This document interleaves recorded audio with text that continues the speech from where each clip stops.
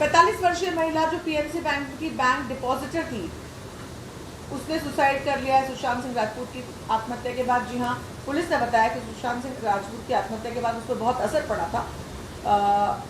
वो घर में 1 जुलाई को उसने सुसाइड कर लिया। उसके परिवार वाले क्या बताते हैं कि वो बहुत ज़्यादा डिप्रेशन में थी जब उनकी सेविंग्स पीएमसी बैंक में स्कैम में चली गई थी।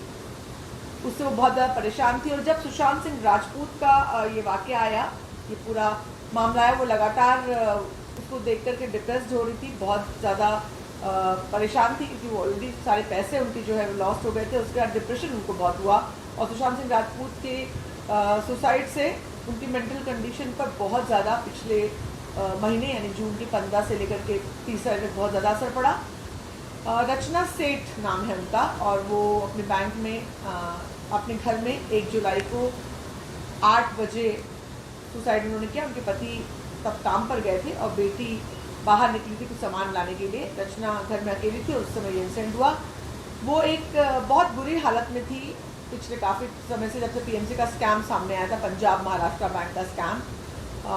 उसके बाद से वो सिचुएशन थोड़ी नॉर्मल हुई थी, मगर उसके बाद सुशांत सिंह राजपूत की मौत के बाद वो सिचुएशन और ख़राब हो गया। अपनी मेंटल हेल्थ को जो है वो कंट्रोल नहीं कर पाए। उनके हस्बैंड विशाल सेठ ने बताया, जो मैनेजर हैं एक लोकल ब्रांच ऑफ एक बड़े इटरी जॉइंट यानी खाने पीने के रेस्टोरेंट के जॉइंट के बड़े ब्रांच के मैनेजर हैं।